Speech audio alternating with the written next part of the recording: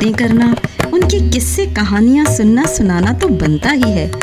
बप्पा यानी हमारे विघ्नहर्ता गणेश, बच्चों के दोस्त गनु और रिद्धि सिद्धि के दाता गजानन।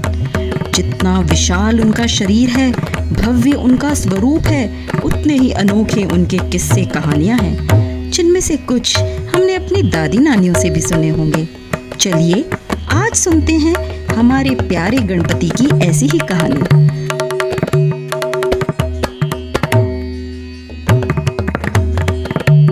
तो हुआ कुछ यूं कि धन के देवता कुबेर को इस बात पर बहुत अभिमान हो गया था कि वह सर्वश्रेष्ठ हैं। धन दौलत की आस में सब उनके सामने ही सर झुकाते हैं। तो अपने अभिमान में चूर वे चल पड़े कैलाश पर्वत और उन्होंने देवादिदेव शिव और माता पार्वती को भोज के लिए आमंत्रित किया। अब हमारे भोले भंडारी भोले भले ही हों, लेकिन वे सर्वज्ञाता भी हैं।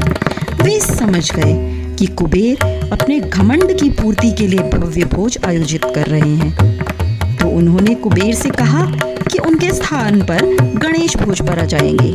क्या कुबेर उन्हें संतुष्ट कर पाएंगे?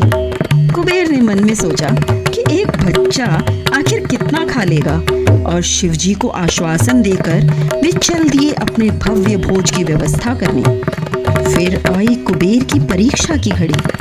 जब गणेश जी वहां पधारे तो उनके सामने भांति भांति के भव्य भोज परोसे गए। अनेक प्रकार की मिठाइयाँ और हर तरह के पकवान थाल पर थाल आते रहे, और हमारे गणपति पल भर में उन्हें अपने विशाल उदर में समाते रहे। कुबेर का भंडार खाली होने लगा और बनाने वाले थक हार कर चूर होने लगे। लेकिन गणेश जी थे कि खाते ही जा रहे थे, खाते ही जा रहे थे। जब कुबेर ने प्रार्थना करते हुए कहा कि अब उनके पास उन्हें खिलाने के लिए कुछ नहीं बचा, तो गणेश ने कहा कि जल्दी से उनकी भूख शांत की जाए, वरना वे उन्हें ही अपने उदर में समा लेंगे। अब घबराए हुए कुबेर दौड़े दौड़े कैलाश पहुंचे और भगवान शिव और माँ पार्वती से गणेश की भूख शांत करने का उपाय बताने की प्रार्थना की। माता पार्वती ने गणेश जी को अपने हाथों से एक तुलसी पत्र दिया और इनकी भूख तुरंत शांत हो गई और कुबेर को सबक मिल गया। तो दोस्तों, कैसी लगी ये कहानी? क्या आपने सुनी है हमारे गणपति बप्पा की ऐसी ही कोई मजेदार कहानी?